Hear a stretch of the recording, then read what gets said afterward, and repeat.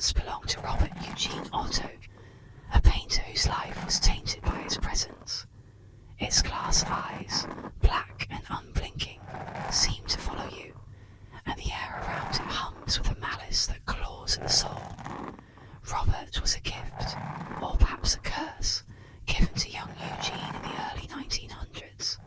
Some whisper it was crafted by a vengeful servant, steeped in dark rituals to bind a spirit within his burlap form. From the moment it entered the Otto home, the house grew wrong. Objects shattered, furniture shifted, and whispers slithered from empty rooms. Eugene spoke to Robert, and Robert answered, its voice a guttural rasp, heard by servants who fled in terror. Neighbours swore they saw the doll move, its head turning to watch them through windows, its stitched mouth curling into a grin. Misfortune dogged those who crossed Robert. Eugene's family suffered illness and strife. Guests felt a weight, a gaze that lingered too long. When Eugene died, Robert was left in the attic, but the house's new owners fared no better. Footsteps echoed at night, giggles, high and cruel, rang from the rafters. One child, caught staring at Robert, screamed of hands that weren't there, squeezing her dreams into nightmares. The doll was banished to the museum, but its reach grew longer. Now, in its glass case, Robert reigns. Visitors feel a chill, their cameras failing, their skin prickling as if brushed by unseen fingers. Those who mock him, snapping photos without permission or speaking ill, meet swift retribution. Letters pile at the museum, penned by the cursed, tales of lost jobs, broken bones, or shadows that stalk their homes. Some say Robert's eyes shift, his head tilting when no one watches. At night, when the museum is locked, guards hear tapping from his case, a slow, deliberate rhythm like a heartbeat from the void. No one knows what fuels Robert's wrath. Is he a vessel for a demon, a soul trapped in cloth, or something older, summoned by blood and spite? The museum's walls, thick with history, cannot contain him. If you visit, tread softly. Speak no ill, take no photos unless you beg his leave. Offer candy or coins, a feeble plea for mercy. For Robert the doll is no mere haunted relic. He is a sentinel of vengeance, a watcher whose gaze never wavers. In Key West's sultry dark, his will endures, and those who disrespect him learn too late. Robert sees all, and his curse is eternal. Of the engines, the gentle sway of the ship, the only sounds in the oppressive silence of the night. Then, a flicker of light, a pinpoint in the distance, growing steadily larger, closer. Alarm bells rang through the ship, jolting the crew into action. The light, now clearly visible, appeared to be another vessel, its course set on a direct collision with their own. Frantic signals were sent, desperate attempts to avert disaster. But the light continued its inexorable approach, growing larger, brighter, more menacing with each passing moment. Panic gripped the crew, the fear of imminent collision palpable in the tense silence. Orders were barked, the ship manoeuvring desperately to avoid the oncoming vessel. The light grew blindingly bright, filling the night with its eerie glow. Collision seemed inevitable, the crushing force of impact just moments away. And then a voice, strained and disbelieving, broke the silence. It's a lighthouse. The ship, mere moments from disaster, swerved violently, narrowly avoiding the rocky shore. The lighthouse, a towering sentinel against the dark, stood firm, its light casting a long accusatory beam across the churning waters. The crew, shaken and bewildered, stared back at the lighthouse, their hearts pounding in their chests. Relief washed over them, quickly followed by a chilling realization. How could they have mistaken a stationary lighthouse for a moving vessel? Had their senses been deceived, or was there something more sinister at play?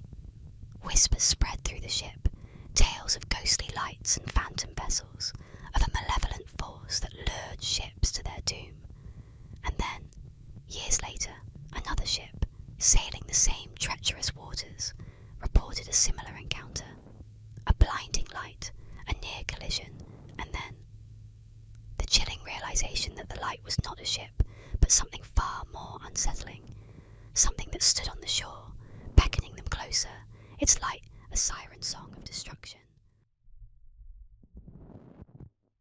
desolate, moonlit crossroads of New Mexico, a sinister force is said to prowl the night, preying on those who wander alone. Known as La Mala Hora, the evil hour, this malevolent spirit strikes fear into the hearts of travellers, her presence a harbinger of doom and despair. The legend describes La Mala Hora as a shapeshifter, her form ever-changing, yet always unnerving.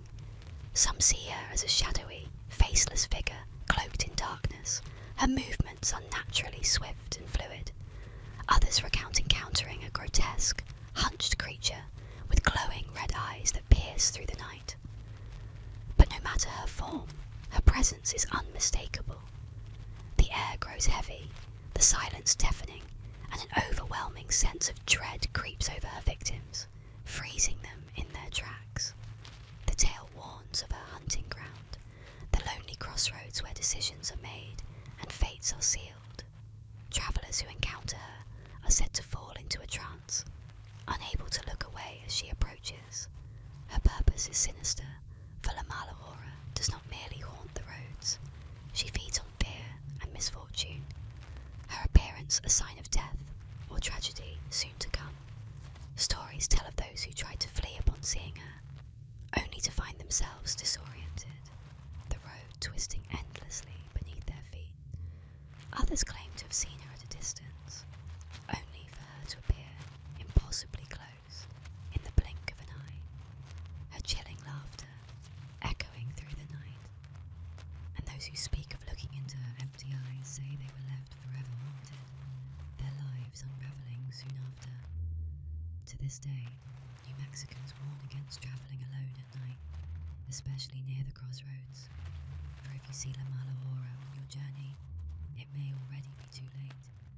Her shadow has fallen over your fate, and the darkness will soon claim you.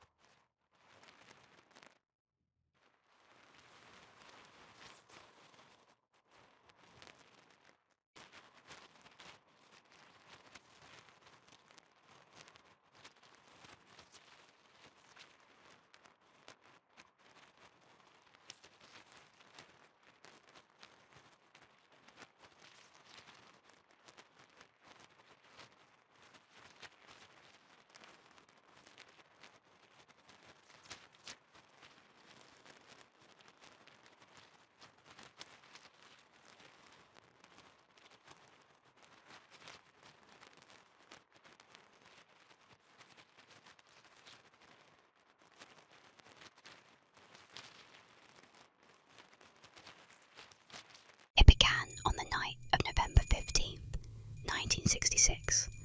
Two young couples drove through the darkened back roads of Point Pleasant, West Virginia, when they saw something that would haunt them forever. It stood nearly 7 feet tall, its form cloaked in shadow. Its enormous wings folded against its back, quivered as if ready to take flight. But it was the eyes, glowing, crimson, burning like dying embers, that paralysed them with fear. The creature moved with unnatural speed, chasing their car as they fled, its wings unfurling as it soared overhead. The air was filled with an eerie, unearthly screech. Then just as suddenly as it appeared, it was gone. That was only the beginning. In the following weeks, dozens of others claimed to see the Mothman, lurking near abandoned buildings, perched on bridges, watching from the treetops with those terrible red eyes. Animals went missing, their remains found mutilated beyond recognition. Strange lights danced in the sky, and ominous whispers spread through the town. Some believed it was an omen of disaster. Others swore it was something far worse. A creature not of this world, a watcher from the beyond. Then, on December 15th, 1967, the Silver Bridge collapsed. 46 lives were lost as twisted steel and shattered concrete plunged into the icy waters of the Ohio River. The Mothman was never seen again. Was it a warning? A spectre of doom sent to foretell tragedy? Or was it something far darker? An entity feeding off fear and despair? The town of Point Pleasant still whispers about the Mothman, its legend refusing to die. Some claim to have glimpsed its shadow in the dead of night, just beyond the reach of streetlights. And if you ever find yourself alone on an empty road with the wind howling through the trees, watch the sky, because when the Mothman appears, tragedy follows.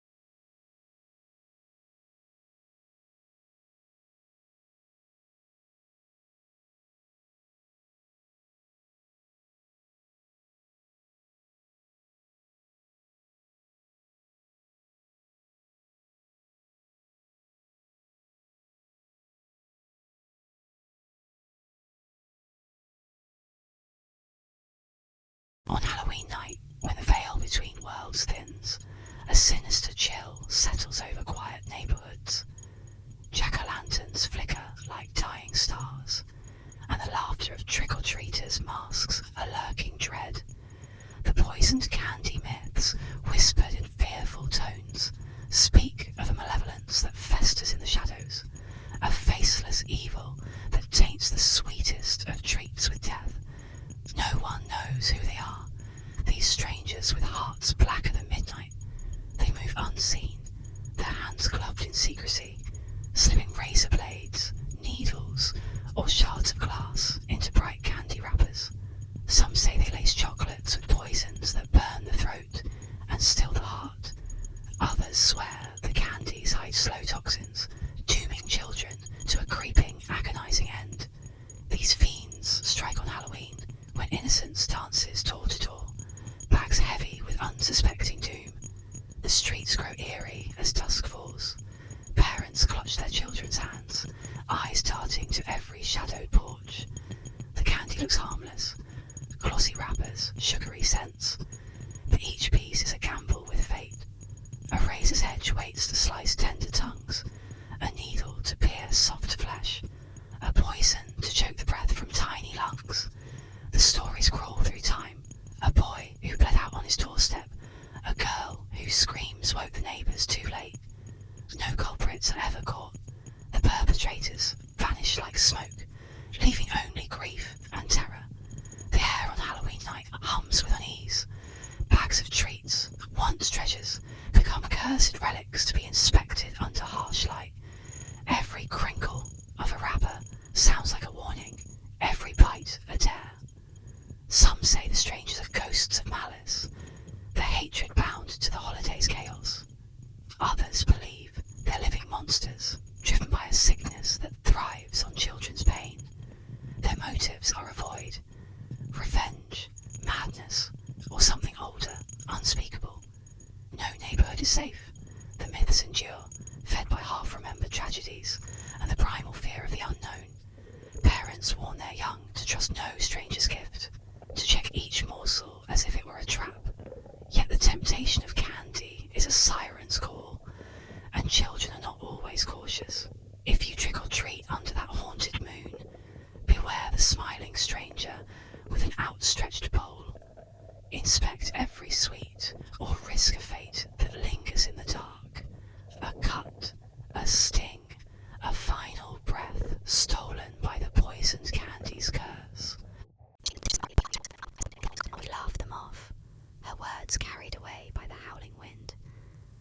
them to see me just as I am," she had said, her eyes gleaming with pride. By the time they arrived at the ball, the laughter had ceased, and Charlotte was silent, her head tilted to one side, her face frozen in an eerie, unchanging expression. Her friends shook her, called her name, but Charlotte did not respond. Her skin was cold, her lips blue. She had frozen to death on the journey, her beauty preserved in a ghostly, terrible stillness. News of Charlotte's fate spread quickly, and her story became a cautionary tale across New England. Mothers warned their daughters of fair Charlotte, the girl who had been so consumed by vanity that she sacrificed her life for appearance's sake.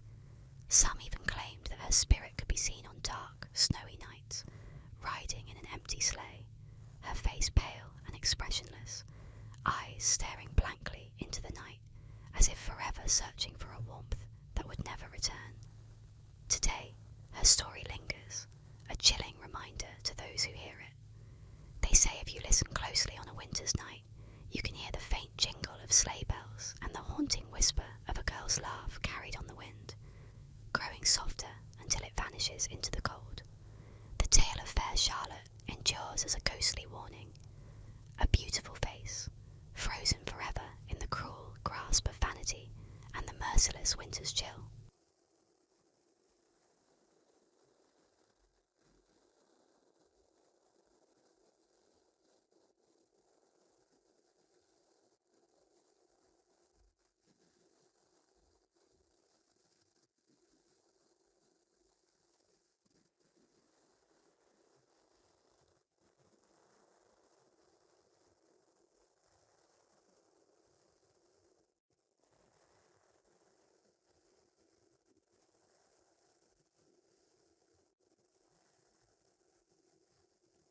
In the chaos of war, amidst the smoke and screams of battle, some stories emerge from the darkness, tales of spirits that refuse to be silenced, legends that are born from blood and fire. The Ghost of Kiev is one such tale, a chilling legend from the heart of Ukraine, a story whispered in hushed tones by soldiers and civilians alike. It begins with the Russian invasion of Ukraine in 2022, a brutal and unprovoked assault that shattered the peace and ignited a deadly conflict. As Kiev, the capital city, came under siege, the Ukrainian forces fought desperately to defend their homeland. In the sky above, a lone fighter jet appeared, a phantom of war. This mysterious pilot, whose identity was never fully known, became the stuff of legend. The Ghost of Kiev was born. The first reports came from soldiers, terrified and astonished, who claimed to have seen a single Ukrainian fighter jet soaring above the city, cutting through the darkened skies with unearthly precision. This pilot, swift, deadly, and seemingly invincible, would appear out of nowhere, striking fear into the hearts of Russian invaders. It was said that no one could match the skill of the Ghost of Kiev, as the mysterious aviator downed enemy aircraft one after another, defying all logic, all expectation. Some believed the ghost was a ghost indeed, a spirit of vengeance haunting the sky, refusing to let Kiev fall. As the story spread, so did the rumours. Some whispered that the Ghost of Kiev was not just a man, but a soul driven by fury and hatred, seeking retribution for the lives lost in the war. Others spoke of the ghost as a force beyond the realm of the living, an unearthly presence summoned by the cries of the innocent. There were accounts of a shadowy figure in the cockpit, eyes gleaming with an intensity that sent shivers down the spine of those who saw it, a presence that seemed almost otherworldly. Then, just as suddenly as it had appeared, the Ghost of Kiev vanished. No one saw the fighter jet again, and the battlefield was left in silence. Some say the pilot died in the air, their soul never truly leaving the skies. Others claim the ghost still watches over Kiev, waiting, forever bound to the city's defence. But one thing is certain, the Ghost of Kiev remains a haunting symbol of defiance in the face of darkness, a spectral guardian who will legend lives on, a story that lingers in the air like the distant roar of engines, a reminder that in the darkest hours, even death can take flight.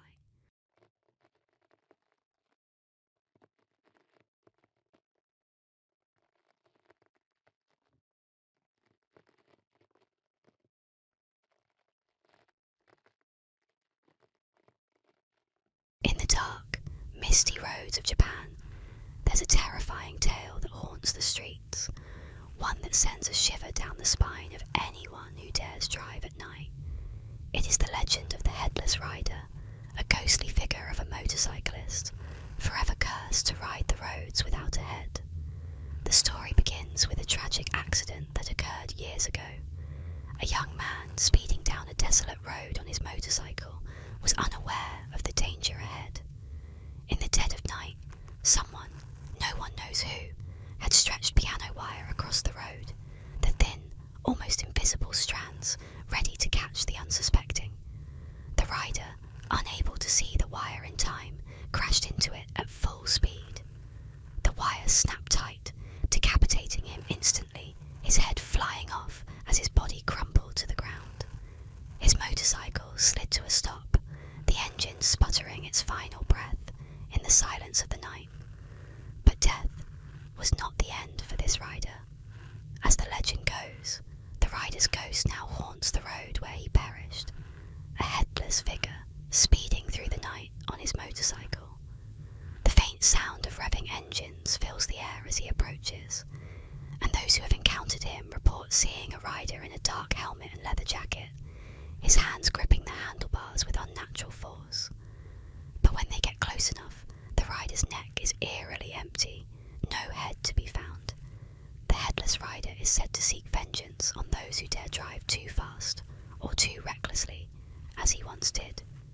Many have reported seeing him in their rear view mirrors, gaining speed until he's almost upon them, only for him to vanish just before impact. But some unlucky few have been followed, and on rare occasions they've felt the chilling brush of a headless figure passing by, a warning to never forget the deadly cost of speed. So, if you find yourself alone on a lonely, dark road in Japan and you hear the roar of a motorcycle behind you, be wary. The headless rider may be catching up to you, ready to claim another victim for his endless ride through the night.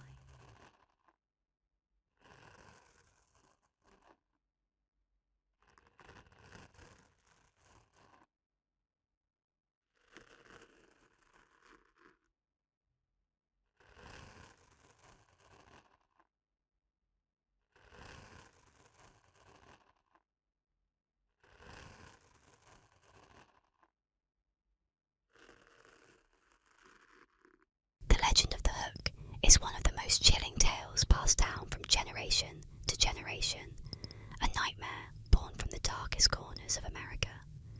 It begins as many terrifying stories do, with a teenage couple parked in the isolation of a lover's lane, the night quiet and peaceful, their only company the stars above. But in the darkness, a sinister figure lurks, a deranged murderer with a hook in place of a hand, stalking the unsuspecting victims from the shadows. It is said that the killer, known only as the Hook or Hookman, escaped from a nearby mental asylum, his mind shattered by years of torment and isolation.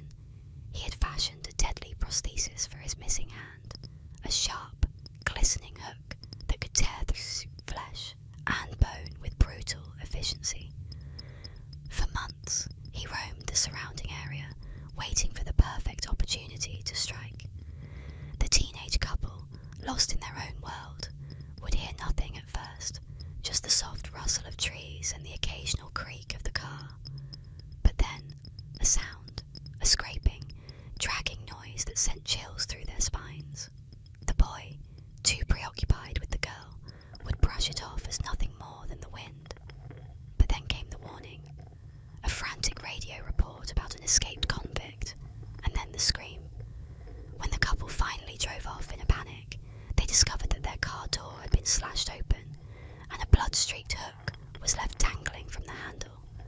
In the rearview mirror, they could still see the figure of the hook watching from the trees, his his eyes gleaming in the night.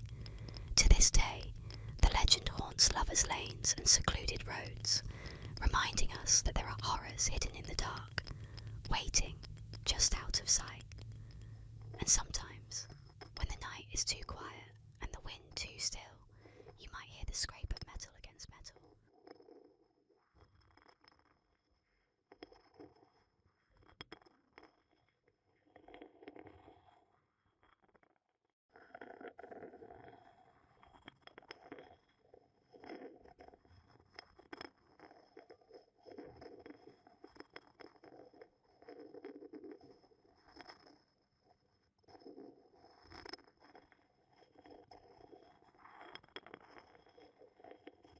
In the shadow-laden landscape of American folklore, few tales evoke the chill of the Crybaby Bridge. Across the United States, numerous bridges bear this macabre nickname, each story rooted in a haunting event so sorrowful that the echoes seem to transcend time itself. These structures, often decrepit and isolated, are united by the eerie phenomenon of phantom infant wails that pierce the stillness of the night. One such bridge looms on the outskirts of a small, weathered town, cloaked in the thick mists that rise from the river below. Local legend has it that many decades ago, a young mother, driven by despair and madness, threw her newborn child from the bridge into the icy waters beneath. They say she was consumed by grief and torment over her deed, and that her wails mingled with those of her child in a symphony of anguish. Overcome by remorse, she leapt to her own death, hoping in vain to join her child in the depths. Since that fateful night, those who dare to walk the bridge after dark report hearing the harrowing sounds of a baby's cries, so real and so close that they turn in desperation, searching for the child they can never find. Some also hear the ghostly lament of the mother, a mournful wail that drifts across the river and settles like a cold shroud upon the hearts of the listeners. The Crybaby Bridge has become a rite of passage for the local youth, a test of courage or foolhardiness. Teenagers gather in hushed groups, their voices low, as they dare one another to cross the bridge at midnight. Armed only with flashlights that cast long, ominous shadows, they step onto the creaking wood, each plank groaning under the weight of the grim history it bears. As they reach the centre, where the river runs darkest, the cries begin.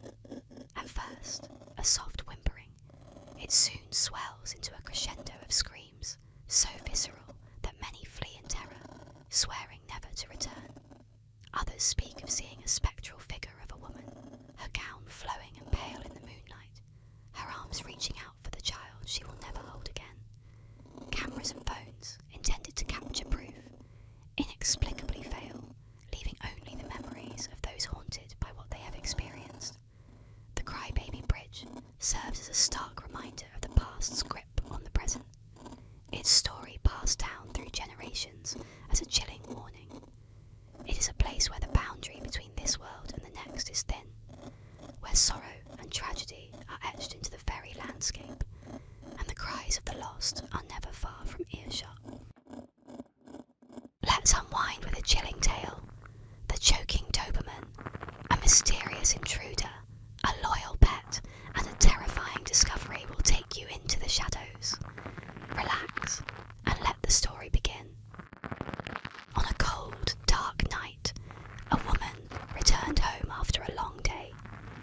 Her house was eerily silent, except for the faint sound of her Doberman whimpering. Startled, she rushed to find him slumped on the living room floor, struggling for air.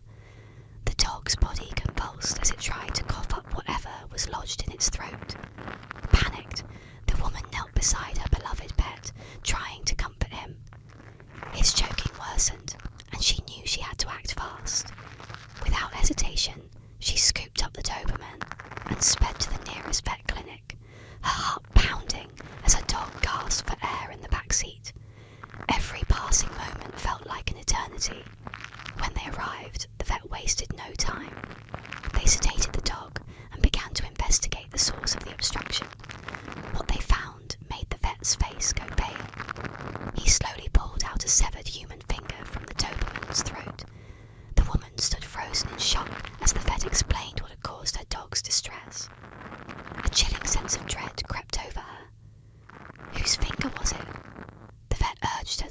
police immediately. Shaking, she dialed 911 and told the dispatcher what had happened. The operator's voice, initially calm, quickly grew tense. "Get out of the house, Ma'am. Now." Confused and terrified, the woman grabbed her keys and ran outside, just as the police arrived. They searched the house, checking every room, every shadowy corner. In the master bedroom, they found him. A man hiding under the bed, bleeding profusely from his hand. His face twisted in agony, and his eyes were wide with panic. The police quickly apprehended him. It became clear that the intruder had broken into the house while the woman was away, but her Doberman had caught him in the act, biting off his finger as he fought back. The woman stood outside, staring at the house that had once felt like a sanctuary. The image of her brave dog choking on that grotesque finger replayed in her mind. Her blood running cold. What if the dog hadn't intervened? What if she had come home earlier? Those questions lingered, gnawing at her sanity, long after the intruder was taken away. The dog, her loyal protector, had saved her life, but at a horrifying cost. James Dean's untimely death in 1955 left an eerie shadow over Hollywood, a legacy of rebellion and tragedy. But it was not just his passing that stirred the imaginations of millions. It was the dark legend surrounding his beloved Porsche 550 Spider, ominously nicknamed Little Bastard. The car, the very machine in which Dean met his end on a lonely California highway, would go on to become infamous in its own right, woven into a web of curses, accidents, and unexplained events that would haunt anyone who dared come near it. Dean, known for his fascination with speed, had poured his passion into the sleek silver Porsche, a car that felt like an extension of his own persona. Dangerous, alluring, and defiant. Friends warned him about the car, claiming it gave off a sinister aura, but Dean shrugged off their concerns. Some even said they'd had visions of his death behind his wheel. Yet, on September 30th, 1955, as Dean raced down Route 466, Little Bastard met its fate, colliding with another vehicle in a brutal accident that killed him instantly. But while Dean's life ended that day, the story of Little Bastard had only just begun. The wreckage of the car was carted off, twisted and mangled, a ghostly reminder of the tragedy. Yet, for some, the remnants held a dark allure.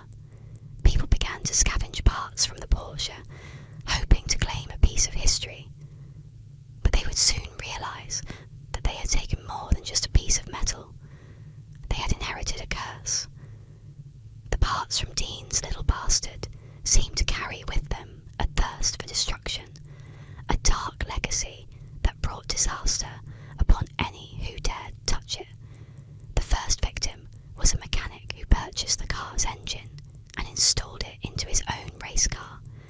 During his first race with the engine, he lost control, careening off the track and meeting his death in a fiery crash. Another racer, who had taken the transmission from Dean's Porsche, suffered a near-identical fate, his vehicle flipping violently on a seemingly safe track. Both men perished, their deaths eerily mirroring Dean's own tragic end, as if the spirit of Little Bastard demanded more lives. Other parts of the car met equally chilling fates. 2 tyres taken from the Porsche blew out simultaneously, causing the driver's car to swerve off the road and overturn, leaving him gravely injured. Those who witnessed the crash claimed that the tyres had seemed perfectly fine beforehand, as if they'd been sabotaged by an unseen force. Another story tells of a physician who purchased the Porsche's blood-stained seats, hoping to restore them, only to find his home inexplicably caught in a blaze soon after, destroying not only the seats, but his life's belongings. The fire's cause was never determined. The twisted remains of Little Bastard were eventually purchased by car customizer George Barris, who intended to display it as a cautionary symbol. But even as a lifeless display, the Porsche continued its path of destruction. In one instance, it